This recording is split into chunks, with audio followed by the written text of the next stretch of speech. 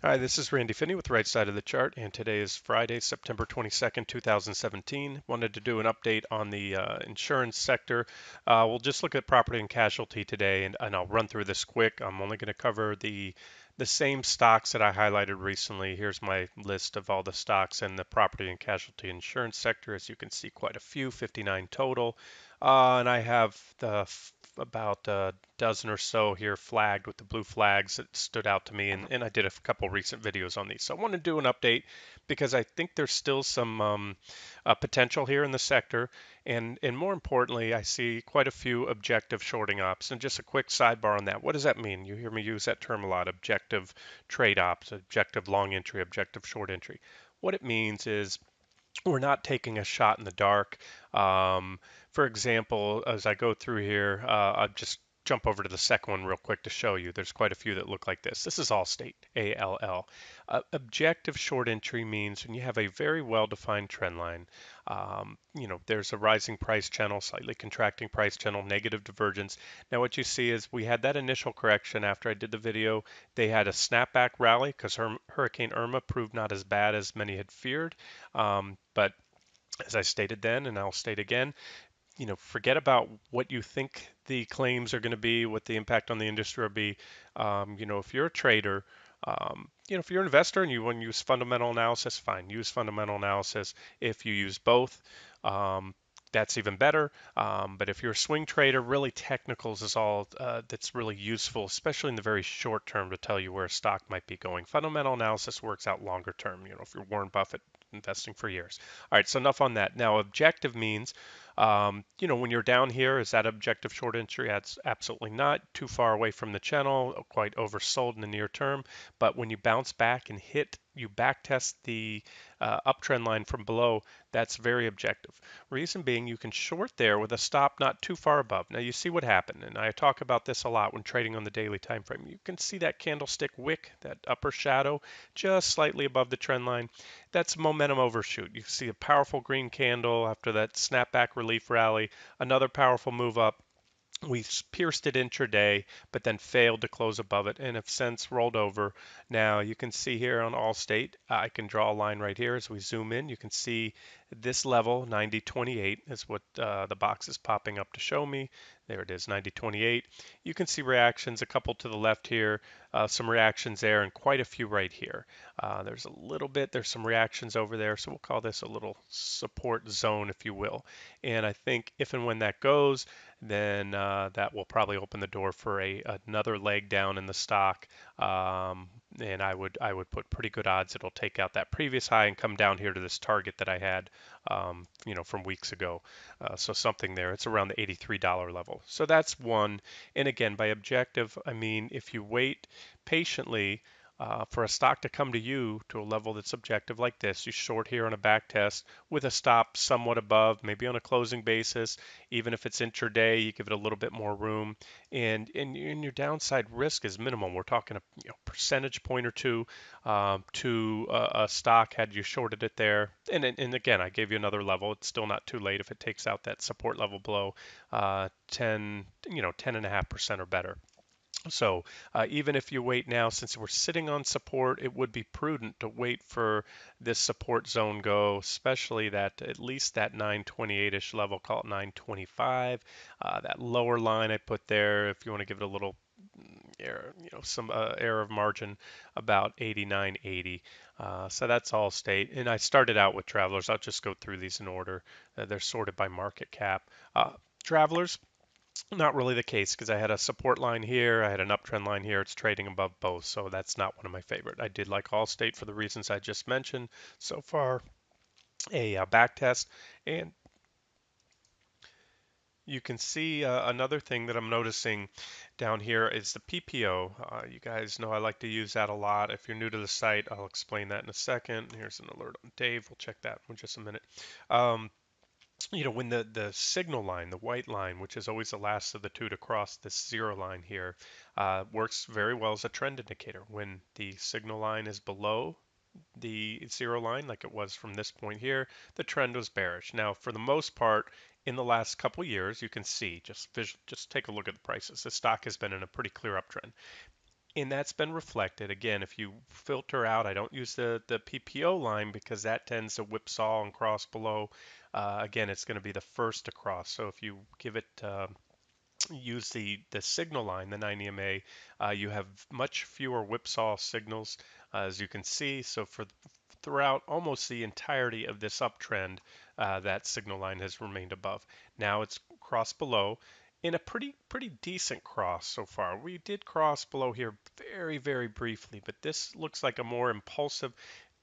Another thing I'll point out, when you have a sideways trend in a stock, like we did back here for almost a year, you set all the momentum indicators like the MACD or PPO will flatten out. And so when they're flattened out and they're just dancing around, there's very little separation, they're dancing on the zero line, ignore those signals. Those are almost certainly going to prove to be whipsaw signals. You want to see clear separation and it come back in like this, you can see boom, found support, bounced. This time it came down from a high level, made a definitive cross, has remained below, and you can see as we zoom in here, the MACD, or I'm sorry, the PPO is now rolling over. See that blue line now turning down? So this is likely to be what I suspect a successful back test. The trend indicator is bearish and has been bearish since about September 6th. And so there are two reasons now. The breakdown, first and foremost, there was your sell signal, breakdown of that well-defined uptrend line. That was an objective short entry. You had another objective short entry on the back test. And again, it will happen there. And if we do break that support, that will keep this trend indicator clearly on bearish territory. So a couple things there. A lot of stuff I see in these stocks. I just wanted to cover all that. All right, let's go through the rest quickly. It's going to be most of the same story on those that stand out. Again, not all of these stand out as shorting ops, but some of these do, like Progressive. Not drawn here, but you can just see there was a divergent high. This is the negative divergence. You can see the PPO is now, clearly in a bearish trend. Um, we had the initial correction, hit that target level down here. Each of these lines are support or potential targets that are, I think, likely. And you can see this one bounce back, although it didn't back test. We had a gap right here. We have a gap. We have several candles here. So this line here, about 47.75, is I think a significant resistance level. The stock tried on several attempts to break above and hold above that level, but has failed in a sense moving back down. So again, another objective entry. It's trading at 47.53 right now. You can certainly short that one with a stop above. I would put it right above this recent high. You can see this reaction high on this candlestick here from the 19th, Tuesday the 19th. So there's your stop. So again, by objective, we're looking at a downside risk if you're stopped out of about 1.25%. At minimum, I mean, I can add a couple other targets here. You can define your own trading style. If you want to get in, get out, there's one target about 45.60. Let me just try to quantify it for you. Even that's a gain of about 4.4%. I favor probably another move down to at least this level here, that those previous reaction lows.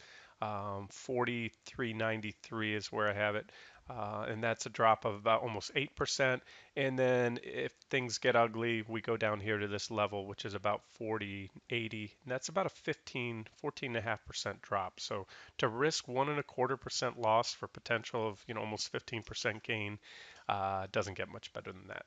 Again, doesn't mean the trade will work out. Doesn't mean it'll work out all the way to down here. If it does, maybe it comes to any of these other targets. You can lower your stops along the way. Even if the stock drops 1.25%, um, or at any point, if the stock drops, then you can lower your stop to entry and risk nothing on the trade if you can get down there if it breaks that support. So there's a lot of strategies. I can't go into them all now. You can set your stop at the where you initially put it, leave it there, or trail it down as you go. That's up to you.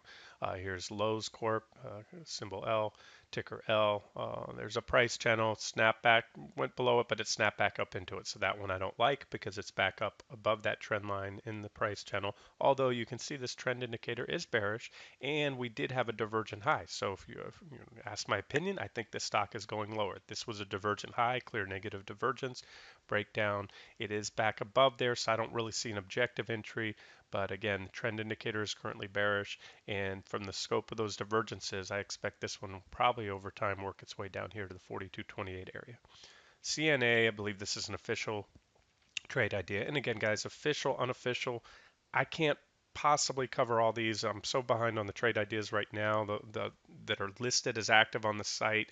Quite a few have been stopped out or hit profit targets already.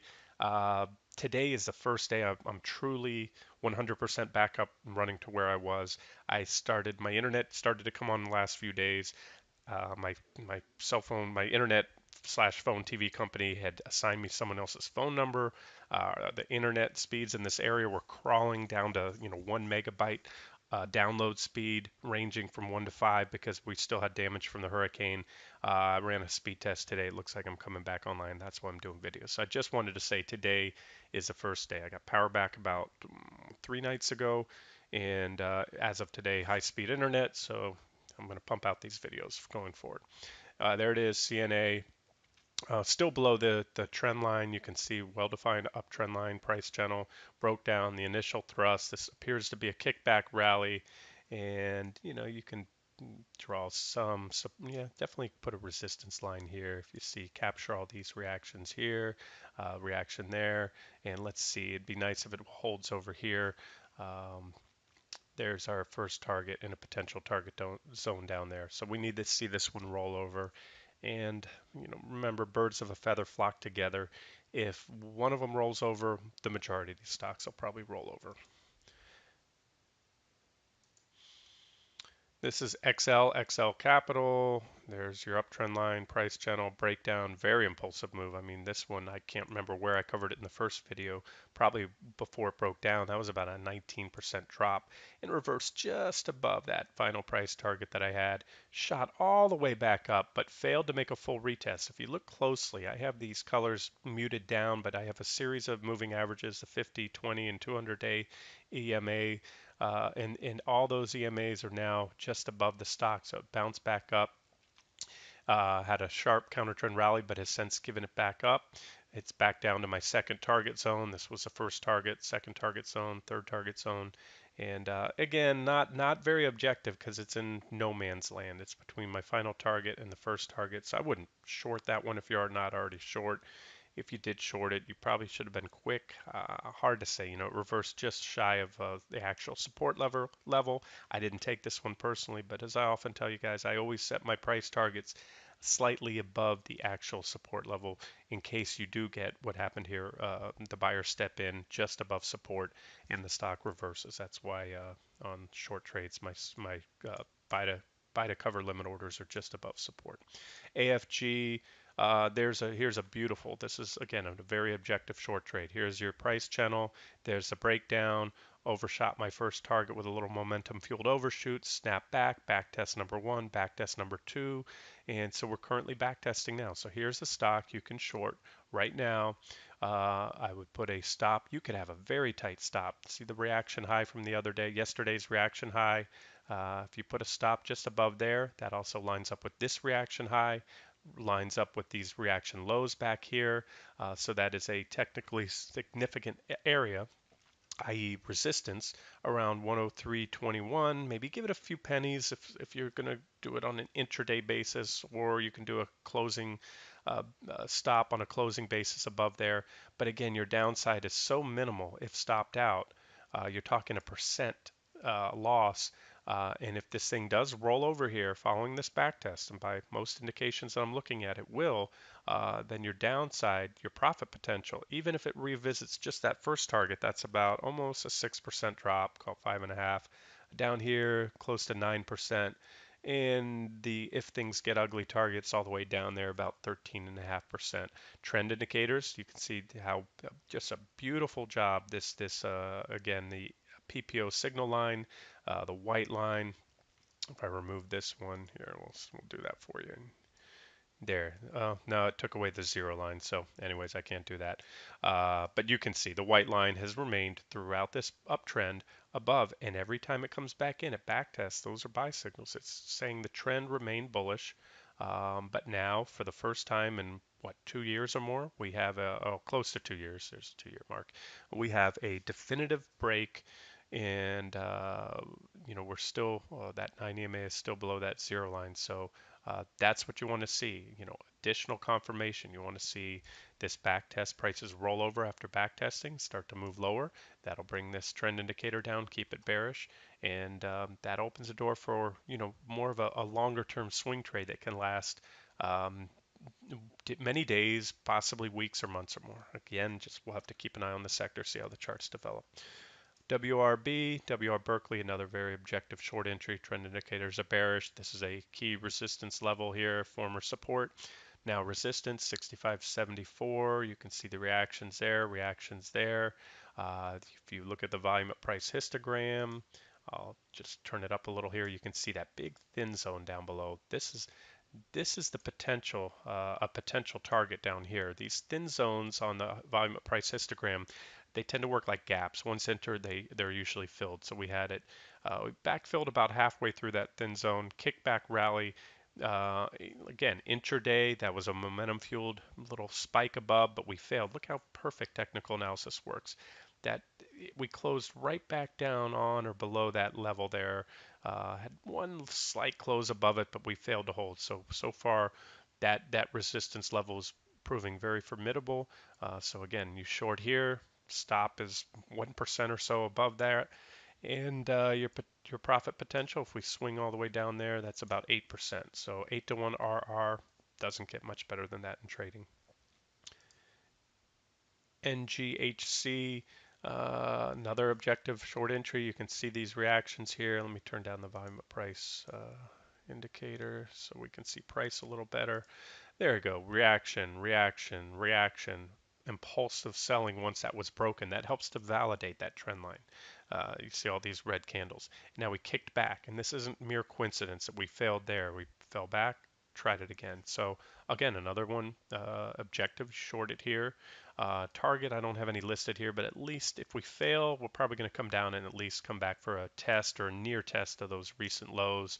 And that in itself is about a 9% drop. So again, you're talking another one with about you know, a good, let's say at least 8 to 1 RR. SAFT, there's your trend line. We also have a horizontal resistance level here.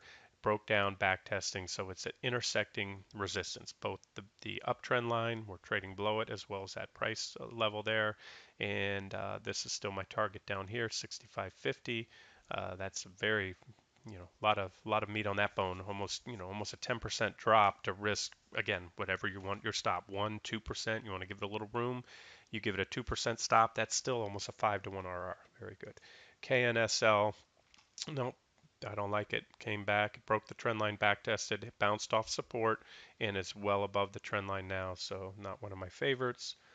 Um, and remember, each of these insurance companies are going to have their own unique set of fundamentals because, in other words, some of these will have or likely have exposure to either the Houston area, Florida, maybe even in the Caribbean, some of these islands, where others may not. I don't know. I didn't do my due diligence on all these companies. Some of these might insure out in the Midwest or somewhere where the recent selling, they got dragged down with the group, and that may prove to be a buying opportunity.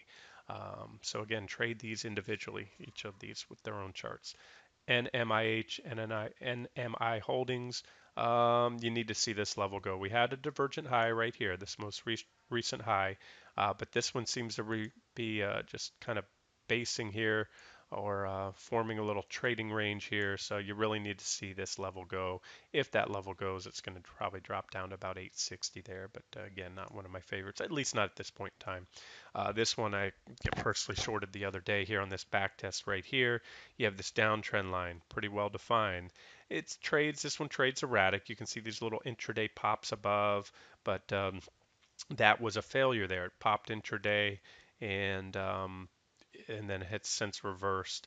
And this is my first target down here, just above the 1129 area. And I think we may come back down here, at least visit this level here at this point in time. And that's a pretty significant support level too, if that 1129 area goes. So something to keep an eye on. FNHC, I believe I added this one also as an official trade idea. You can see just a lot going on the chart. You have a support level here Each of these are support levels. You can see S1, S2, meaning support 1, support 2. And then you have this orange trend line here. So when we zoom in, you can see there's a confluence of resistance overhead. I should clarify, these were former support levels when prices were above those. Support once broken becomes resistance. So now technically this is R1, R2. That's how I should have labeled those.